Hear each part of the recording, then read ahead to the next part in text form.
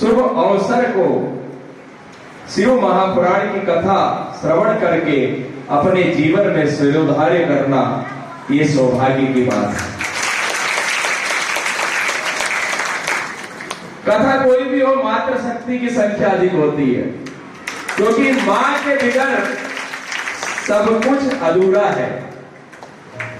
शिव में जो ई की मात्रा है, महाराज जी अगर कुछ त्रुटि हो तो क्षमा करिएगा, शिव में जो ई की मात्रा है वो मां पार्वती है, और अगर ई की मात्रा हट जाएगी तो शिव 100 के समान हो जाएंगे, शिव शाश्वत हो जाएंगे, और 100 मतलब जिसमें प्राण नहीं।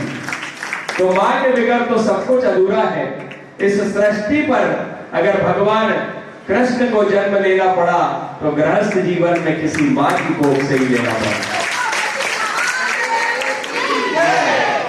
अगर भगवान राम ने जन्म लिया तो मां कौशल्या की कोख से जन्म लिया। अगर हमारे जगत गुरु शंकराचार्य जी को जन्म लेना है तो वो भी गृहस्थ जीवन में ही लेना पड़ेगा। इसलिए मां के बिगड़ सब अधूरा है, और मां का कर्ज इस संसार में पुत्र और पुत्रियों के लिए 9 महीने ज्यादा है, क्योंकि जिस दिन मां के गर्भ में हम प्रवेश करते हैं उस दिन से लालन पालन की जिम्मेदारी मां ग्रहण करती है। पिता का तो नंबर जब चालू होता है जब आप इस संसार में अपना जन्म ले लेते हैं, तब आपकी जिम्मेदारी पिता की प्रारंभ होती है।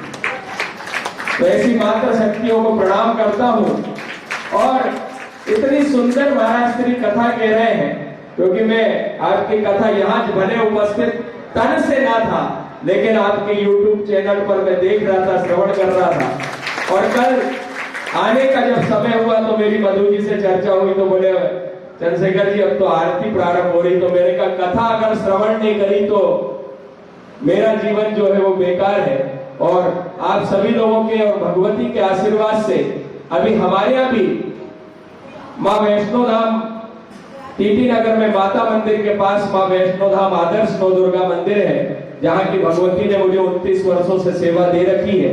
वहां पर शिव पुराण की कथा 10 अगस्त से 16 अगस्त तक संपन्न हुई है, और उस कथा को हमने श्रवण किया। 23वीं कथा वहां पर संपन्न हुई है, और विशेष तौर से मुझे आचार्यों का विशेष स्नेह है कि हमारे मधु महाराज बैठे, मेरे छोटे भाई हैं, अनुज है जो आपके शास्त्री हैं, क्योंकि मैं भी गुफा मंदिर का छात्र हूं, और अभी गुरुकुल भी हमारे यहाँ प्रारंभ हुआ। जिस प्रकार गुफा मंदिर में गुरुकुल है, वहां 12 बच्चे आवास और भोजन की पूर्ण निःशुल्क व्यवस्थाएं, संस्कार और संस्कृति को बचाने के उद्देश्य से हम कार्य कर रहे हैं।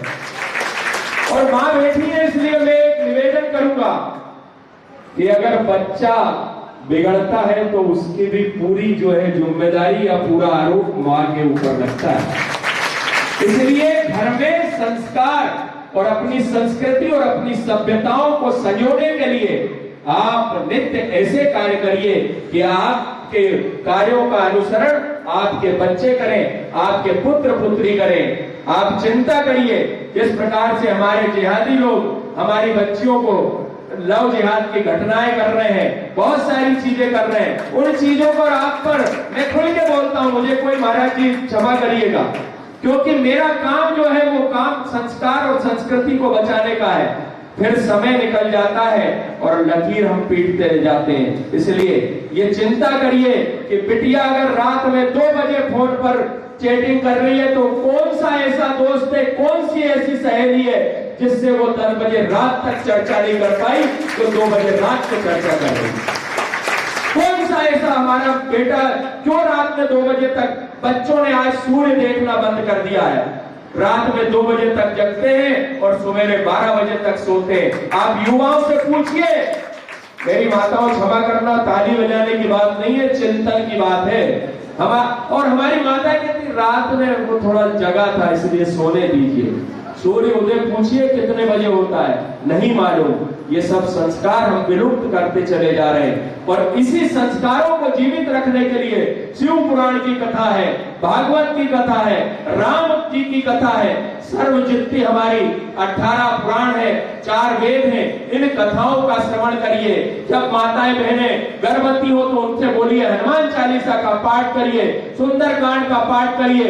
अपने कक्ष में वीर शिवाजी, छत्रपति शिवाजी, महाराणा प्रताप, चंद्रशेखर आजाद जैसे महापुरुषों की तस्वीरें लगाइए, तब हमारे संस्कार बचे रहेंगे और उन्हीं को बचाने की हमारी जिम्मेदारी है। इतना ही कहकर मैं अपनी वाणी को विराम दूंगा। महाराज श्री के चरणों में प्रणाम करता हूँ, आप सभी माताओं बहनों के चरणों में प्रणाम करता हूँ।